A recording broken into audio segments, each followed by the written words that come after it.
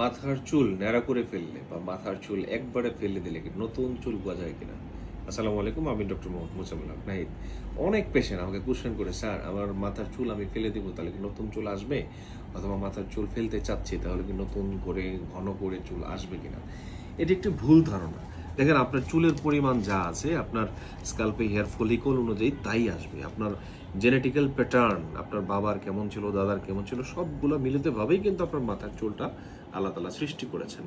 ওই জেনেটিক্যাল প্যাটার্নের বাইরে আপনার চুল ফেলে নতুন চুল আসা কখনোই করতে পারেন না। তবে হ্যাঁ, তাদের জন্য চুল ফেলা খুবই ভালো। কাদের? সেখানে আমি বলছি, যাদের সাধারণত সেবরিক ডার্মাটাইটিস, সোরিয়াসিস বা স্কাল্প ড্যান্ড্রাফ আছে, তারা মাথার চুল ফেললে তাদের জন্য বেনিফিটেড। তখন ফ্রেশ হয়ে চুলটা আসে। Not increase the amount of hair, but এখানে আপনার যেটা হবে, একটু ফ্রেশ হেয়ার আসবে এবং ফলিকলটা খুব ভালো থাকবে।